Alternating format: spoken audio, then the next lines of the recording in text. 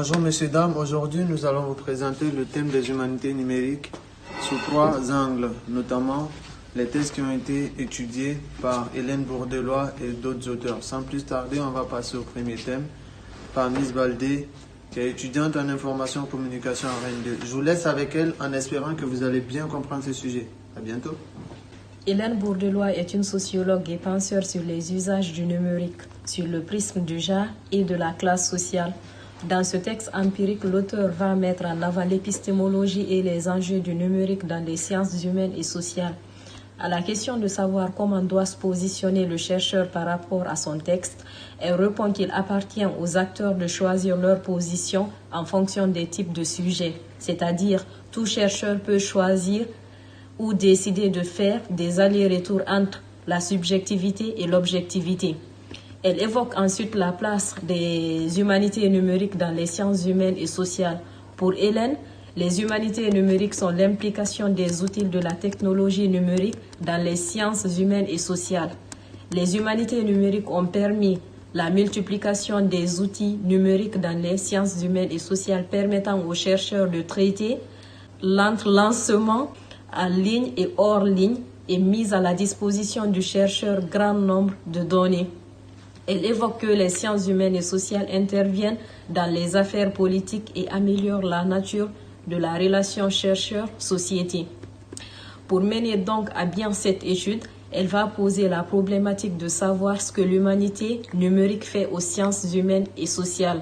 Son analyse concilie le champ du numérique et de la littérature. C'est une forme d'étude introductive du numérique dans les sciences humaines et sociales. Hélène s'inscrit dans une approche information-communicationnelle dans la mesure où elle s'appuie sur les penseurs de ce domaine, notamment Durkheim et Grajon. Cependant, les limites semblent être la subjectivité du texte. Alors, j'espère que vous avez bien compris ce premier thème qui vous a été abordé par Miss Baldé. Sinon, on a un second thème intitulé Big Data et traçabilité numérique qui vous sera présenté par Miss Fanny. Je vous laisse donc avec elle et je vous dis à tout à l'heure. Merci. Bonjour, alors ce thème a aussi été abordé par Pierre Menger et Simon Paille dans leurs ouvrages Big Data et traçabilité numérique. Ils mènent leurs analyses sur la mutation liée au numérique dans les sciences humaines et sociales. Dans ce test empirique, on comprend que les sciences sociales et les sociologues, comme Durkheim, Lazarsfeld, Gallup, procèdent par des méthodes de recensement, de statistiques, sondages, enquêtes et échantillonnage dans leurs travaux. Ils évoquent ainsi le phénomène du big data aujourd'hui qui ne passe pas inaperçu. Pour eux, c'est un ensemble très volumineux de données qu'aucun outil classique de gestion de données ne peut vraiment travailler. Ainsi, l'informaticien Tim Berners, fondateur du World Wide Web, a expliqué que les données personnelles des utilisateurs des plateformes numériques sont utilisées de manière abusive. Les auteurs de cet ouvrage partent des méthodes que les sciences sociales emploient dans sa démarche pour tenter d'expliquer ces mutations avec le big data ainsi que l'influence des médias de masse sur l'opinion publique pour répondre à la problématique du rôle de la pensée sociale par rapport aux humanités numériques et les enjeux sociaux, éthiques, politiques et économiques. Pour conclure sur tout ce qui a été dit en amont, je vais vous parler de ce test intitulé Critique des humanités numériques de Philippe Grajon et de Christophe Magie, les deux sociologues et chercheurs en information et communication. En partie du fait que les sciences humaines et sociales ont de plus en plus du mal à fournir des explications à certains phénomènes.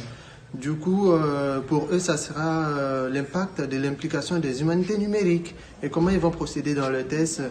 Après avoir posé l'hypothèse, ils vont faire des recherches documentées, ils vont notamment s'appuyer sur Goldman et déconstruire ces idées selon lesquelles l'humanité numérique a des implications néfastes sur la science humaine et sociale.